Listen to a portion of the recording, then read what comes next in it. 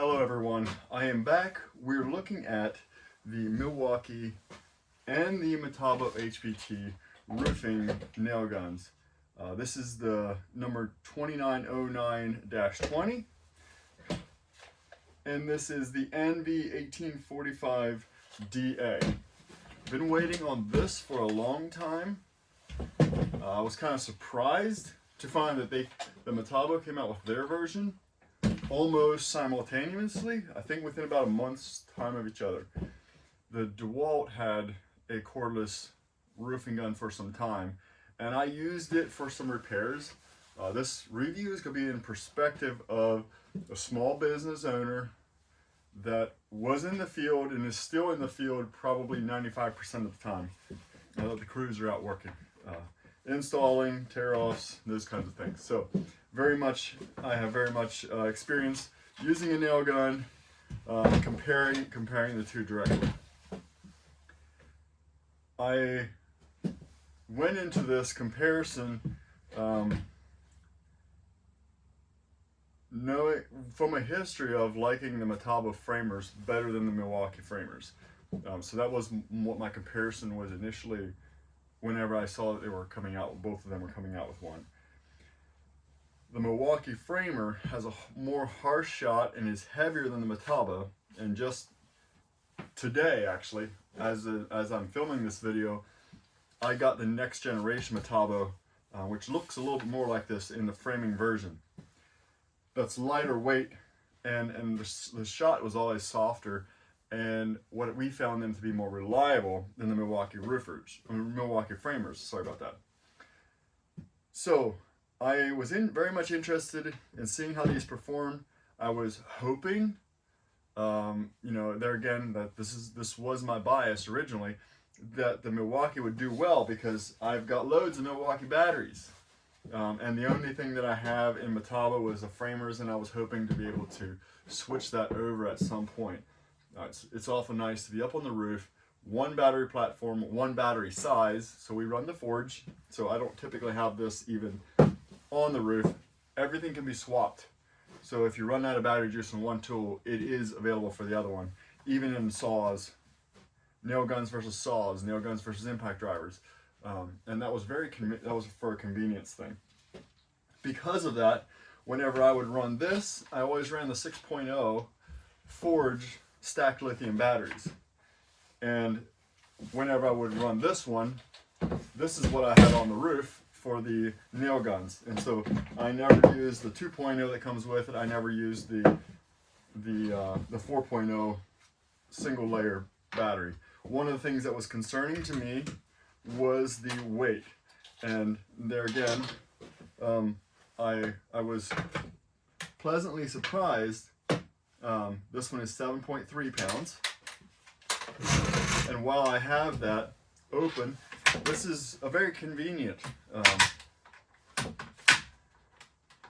way of holding the nails in. The DeWalt had some issues with opening up and then roll of nails falling out when you were using them. I know these are long nails, but that's what I have with me.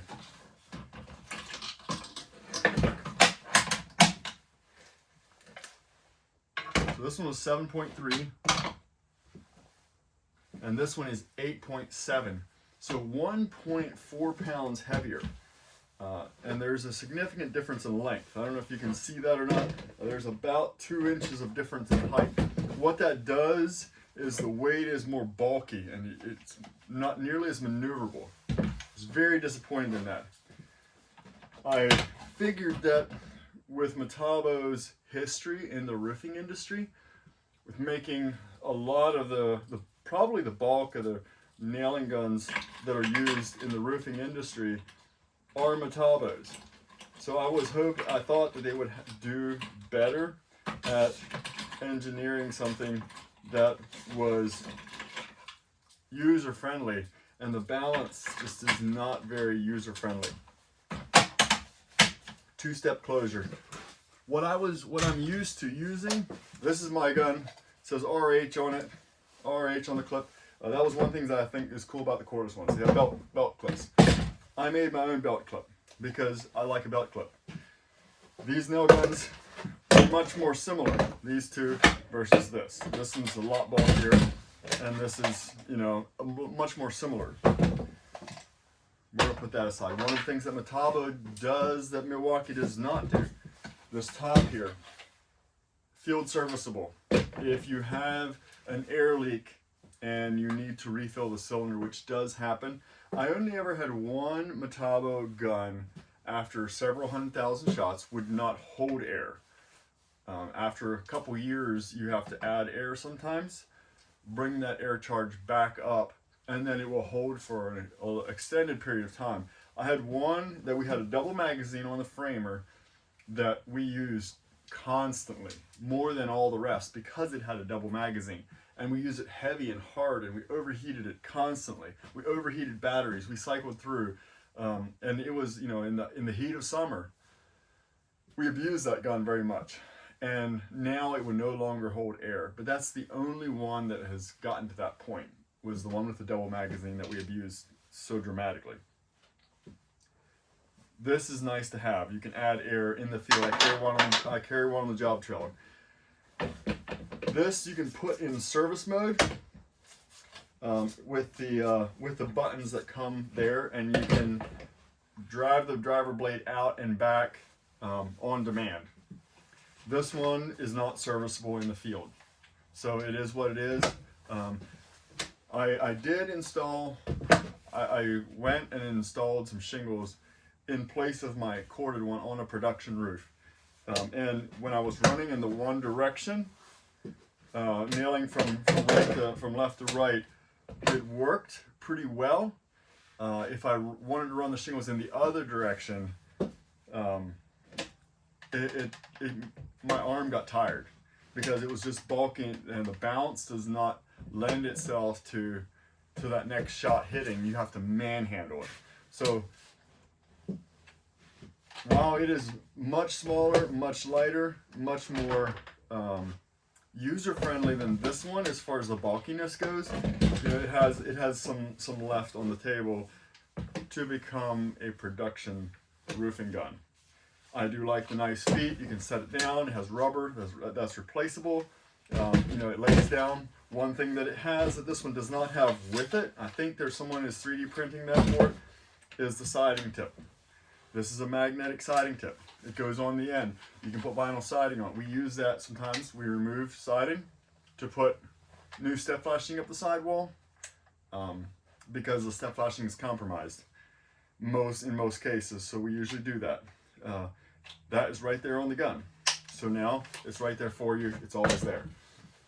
I'm going to do what I would do if this was, basically what I would do is if this was, you know, on our trailer, I'm going to put the 5 amp hour battery in it because that's what I would be using. That's the only way to get any kind of life out of the battery.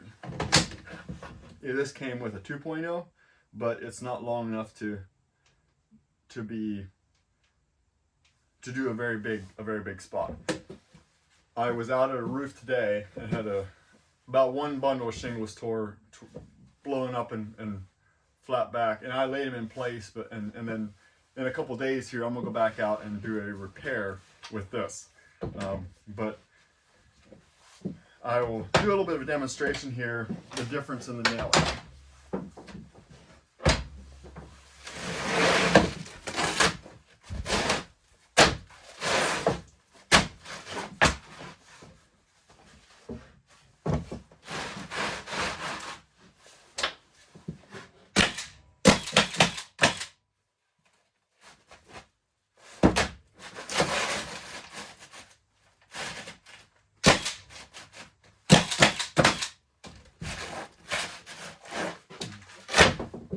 You notice this nail.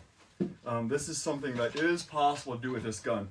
I was actually coming up when it fired, so the momentum is not there, and you can do that with this gun, and that is to allow the fastest nailing pattern that is absolutely possible. I did not have the depth set the whole way down, and they're just barely going in the whole way, but I can set that depth deeper. This gun is advertised at 6 nails per second, and it will absolutely do it.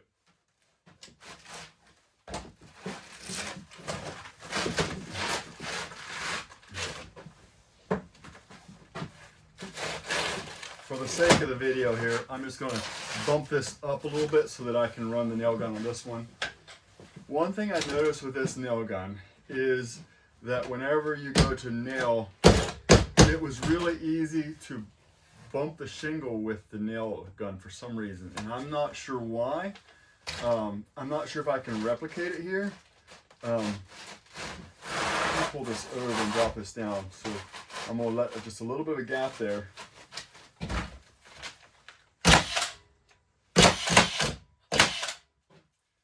The nail on this one, the nailing speed is 3 shots per second.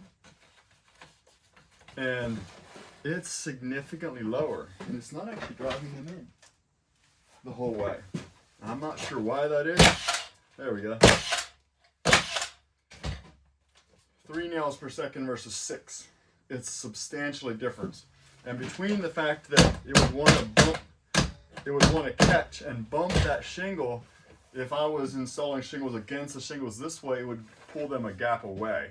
If the shingle was this way and you go like this, you can actually shove the shingles up. I like straight lines. We chalk lines. I want straight lines. I want the roof to be beautiful and pristine. And so that wasn't good enough for me. Will the gun last a long time? Probably. The rest of the Metabo line has done very well for me. But between the 1.5 pounds of weight and the fact that the tip wanted to pull the shingles, and the extra size and the bulk, is just too heavy to manhandle to rapidly nail even a small section of shingles. I'm planning to find a good home for this gun.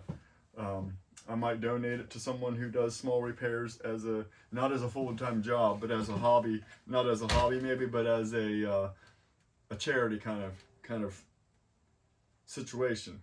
So it could be used for repairs and that kind of thing, but it wasn't a good option for me. This felt a lot more like this, and the feel of it, the balance of it. Now if you go all out production, I tend to run starting on the left and running to the right, and some right-handed people don't like that as much. They would rather run the other direction, if at all possible. You know, we have the crew has different guys, and some of them like running one direction more than others. So we kind of work that into the system, and the direction that I like to run this did not work very well. I installed a couple bundles of shingles, and it wasn't a go. Like, it cut my speed down dramatically on running from the right hand side of the roof to the left hand side of the roof. The steps I was able to do much better, but I'm not as fast on that direction as the other direction. So that about wraps it up. Weight wise, this is the win. Speed wise, this is the win. Longevity wise, we don't know. Accuracy wise, this is the win. When you get to that end, that last nail, this head is so much higher and bulkier that you can't see where you're putting that nail. The Milwaukee Vista shingles have a nice big common bond, but it was harder to hit. Could I do it? Yes, but it took my confidence away. And this was so much smaller, so much more like this. And you can see the difference. It's not much difference in height. So I'm going to be using this gun. I actually went and purchased a second one. This is for small sections of the roof. If we have an area, just a stoop above a door, a stoop in the front of the house, somewhere we can't readily get an air hose to, we pull this out and use it. I have one of these in the trucks whenever I go do small repair jobs, and it's great for that. Is it production for a roofing gun? No. It's really good for a battery repair, several square. It's perfect for that. The weight is very close to what it needs to be. The battery runtime is perfect for those kind of jobs, and the 6 nails per second makes it feel like a production nail gun when you're nailing.